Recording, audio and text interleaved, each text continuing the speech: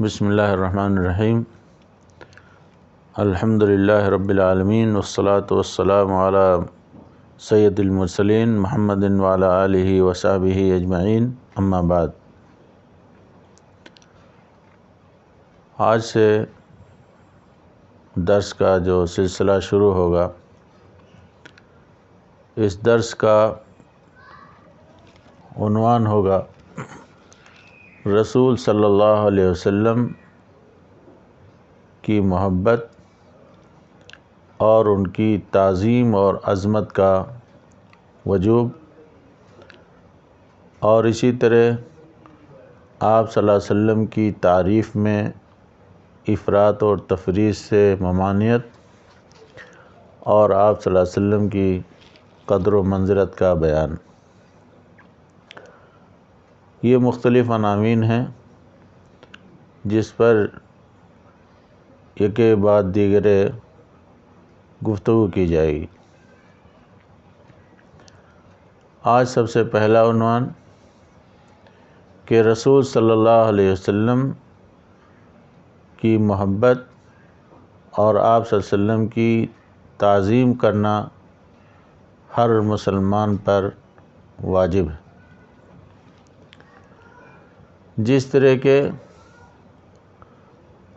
بندے پر سب سے پہلے اللہ تعالیٰ کی محبت ضروری ہے، اور اللہ تعالیٰ سے محبت یہ عبادت کی سب سے بڑی قسم ہے، اور صاحب ایمان اللہ کی عبادت کرتا ہے اور اللہ تبارک تعالیٰ سے محبت کرتا ہے، بلکہ صاحب ایمان اللہ تعالیٰ سے سب سے زیادہ محبت کرتا ہے، اور اس کی شہادت اللہ تبارک تعالیٰ نے سورہ بقرہ کی آیت نمبر 165 میں دی ہے۔ اللہ تعالیٰ کا ارشاد ہے وَالَّذِينَ آمَنُوا أَشَدُّ حُبًّا لِلَّهِ، جو لوگ ایمان والے ہیں وہ اللہ تبارک تعالیٰ سے سب سے زیادہ محبت کرتے ہیں۔ سوال یہ ہے کہ بندے اللہ تعالیٰ سے کیوں محبت کرتے ہیں؟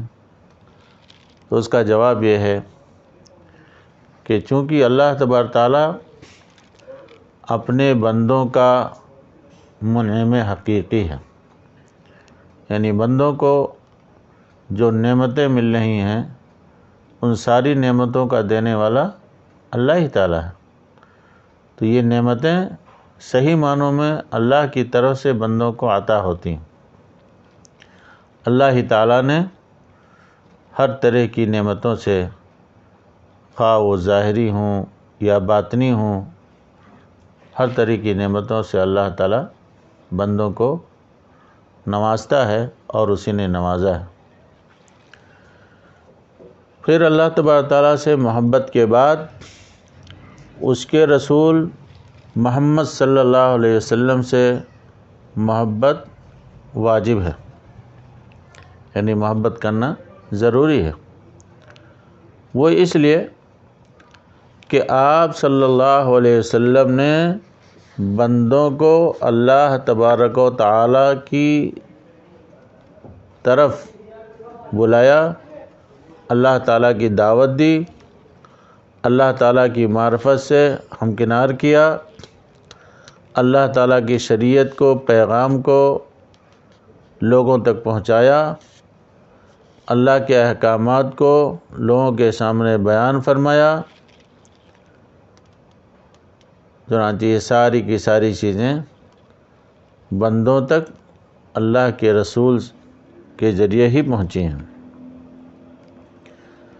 آج مسلمانوں کو دنیا اور آخرت کی جو بھی بھلائی حاصل ہے وہ اسی رسول رحمت کی بدولت حاصل ہے۔ یعنی اگر اللہ کے رسول یہ ساری کی ساری باتیں بندوں کو نہ بتاتے تو بندوں کو یہ ساری کی ساری چیزیں نہیں میسر ہو پاتی، اور یہ علم بھی نہیں ہوتا۔ اور کوئی بھی شخص آپ صلی اللہ علیہ وسلم کی اطاعت اور اتباع کے بغیر جنت میں داخل نہیں ہو سکتا۔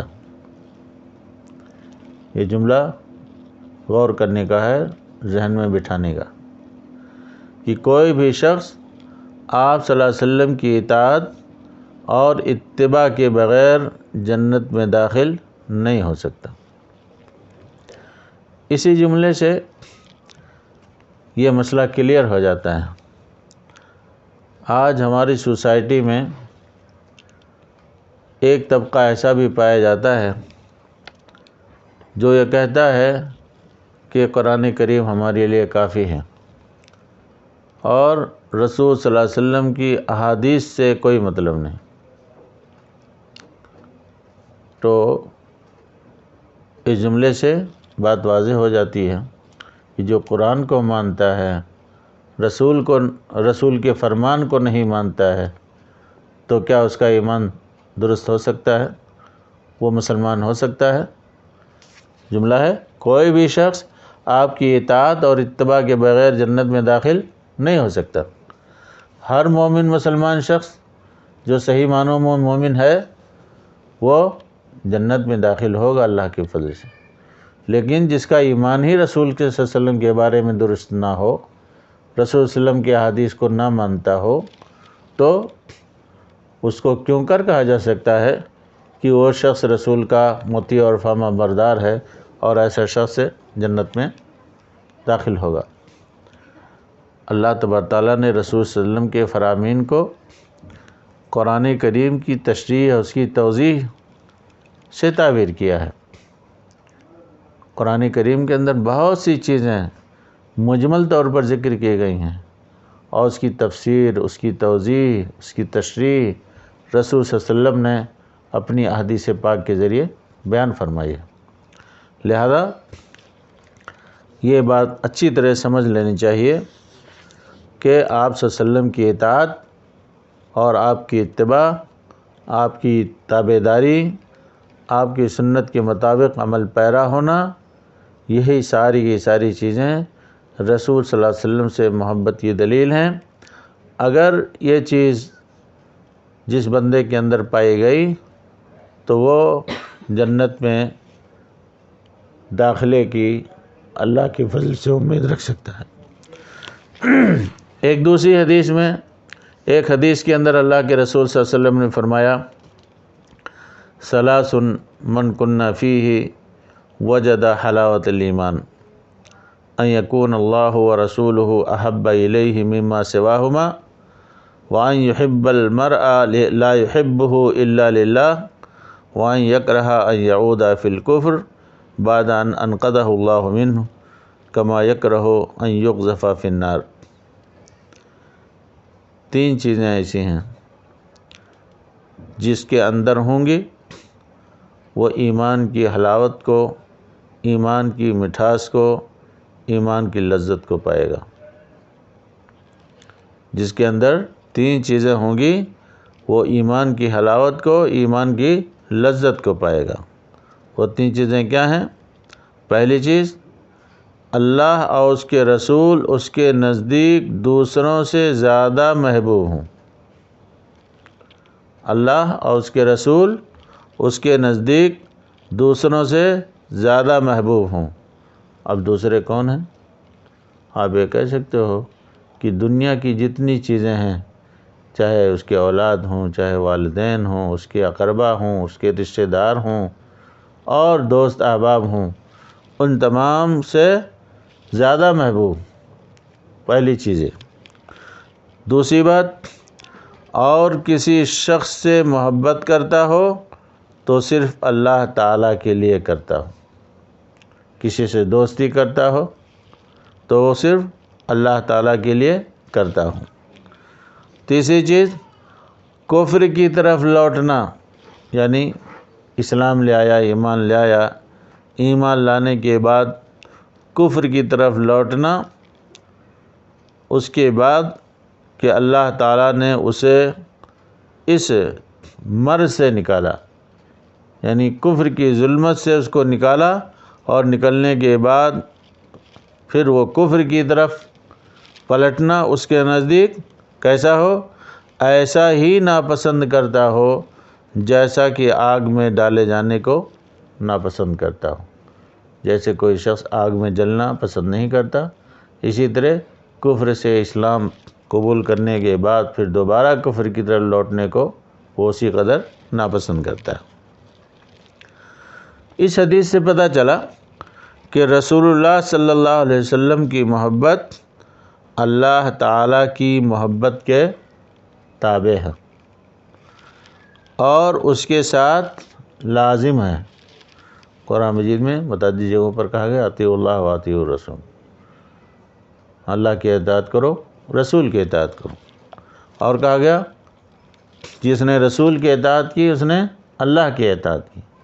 گویا کہ اللہ کی اطاعت، رسول کی اطاعت ایک دوسرے کو لازم ہے، یعنی رسول کی اطاعت کے بغیر اللہ تعالیٰ کی اطاعت پوری نہیں ہو سکتی، اور جو صرف اللہ کی اطاعت کرتا ہو، رسول کی اطاعت نہ کرتا ہو، وہ نہ تو اللہ کی اطاعت کر رہا ہے اور نہ ہی رسول کی وہ تابعداری کرتا ہے۔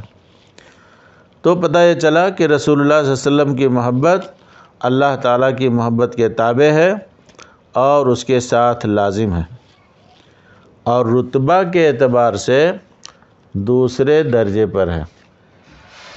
یعنی اگر مرتبہ دیکھا جائے، درجہ دیکھا جائے تو اللہ تبارک تعالیٰ کا درجہ سب سے اوپر اور دوسرے نمبر پر رسول صلی اللہ علیہ وسلم کا درجہ ہے۔ آپ صلی اللہ علیہ وسلم کی محبت اور اللہ تعالیٰ کے علاوہ دیگر تمام محبوب چیزوں سے آپ کی محبت کو مقدم رکھنا ضروری ہے، اور آپ کی محبت کو مقدم رکھنے سے متعلق ایک حدیث کے الفاظ یہ ہیں: لا یؤمن احدکم حتی اکون احب الیہ من ولدہ ووالدہ والناس اجمعین۔ تم میں سے کوئی شخص اس وقت تک پکا مومن نہیں ہو سکتا، جملہ دیکھیے، تم میں سے کوئی شخص اس وقت تک پکا مومن نہیں ہو سکتا جب تک کہ میں اس کی اولاد، اس کی والدین اور تمام لوگوں سے زیادہ محبوب نہ ہو جاؤں۔ معنی کیا ہوا؟ اس کی مثال دے دیں۔ نماز کا وقت ہو جائے تو، اور گھر میں بچوں کی خدمت کا معاملہ آ جائے تو ایسی صورت میں کس کو مقدم کیا جائے گا؟ گھر کے لوگ کہیں گے ارے نماز بعد میں پڑھ لیجئے گا، پہلے یہ کام کر لیجئے۔ یہیں سے اندازہ ہو جاتا ہے کہ آدمی کو پہلے کیا کرنا ہے، بچے جائیں چولہے بھاڑ میں، لیکن سب سے پہلا کام اللہ کی اطاعت کرنا ہے، نماز پڑھنا ہے۔ گویا کہ اللہ کے حکم کو، رسول کے حکم کو مقدم کرنا یہ دنیاوی اور تمام چیزوں پر کیا ہے، یہ ضروری ہے۔ تبھی ایسی صورت میں اللہ کی اور اس کے رسول کی محبت کی تقدیم کا اظہار ہوگا اور اس کی وضاحت ہوگی۔ تو یہاں پر اللہ کے رسول نے فرمایا کہ تم میں سے کوئی شخص اس وقت تک پکا مومن نہیں ہو سکتا جب تک کہ میں اس کی اولاد، اس کے والدین اور تمام لوگوں سے زیادہ محبوب نہ ہو جاؤں۔ اور ایک اور دوسری حدیث میں تو یوں آیا ہے کہ ایک مومن کے لیے ضروری ہے کہ آپ صلی اللہ علیہ وسلم کو اپنی جان، اپنی نفس سے زیادہ محبوب رکھے، یعنی رسول صلی اللہ علیہ وسلم کی محبت اپنی جان سے بھی زیادہ عزیز ہو۔ غرض ہے کہ رسول کی محبت ہر چیز کے اوپر مقدم ہونی چاہیے، رسول کی تابعداری مقدم ہونی چاہیے، تبھی ایسی صورت میں صحیح معنوں میں گویا ایمان کی چاشنی ہمارے دلوں کے اندر پیدا ہو سکتی ہے۔ اگلے درس میں ایک دوسری حدیث کا تذکرہ آئے گا جس میں حضرت عمر بن خطاب رضی اللہ عنہ کے واقعے کا تذکرہ کیا جائے گا، جس میں انہوں نے یہ کہا تھا کہ اللہ کے رسول، آپ میرے نزدیک دنیا کی ہر چیز سے زیادہ محبوب ہیں سوائے میری جان کے، میری نفس اور میری جان کے علاوہ دنیا کی تمام چیزوں سے زیادہ محبوب ہیں۔ تو آپ صلی اللہ علیہ وسلم نے فرمایا، اس ذات کی قسم جس کے ہاتھ میں میری جان ہے، جب تک میں تمہارے نفس سے زیادہ تمہارا محبوب نہ بن جاؤں تب تک یہ بات نہیں بنے گی۔ یعنی دنیا کی تمام چیزوں بلکہ تمہاری جان سے زیادہ عزیز اور محبوب میں تمہارے نزدیک ہو جاؤں تبھی ایسی صورت میں گویا کہ ہماری محبت کا صلہ تم کو مل سکے گا۔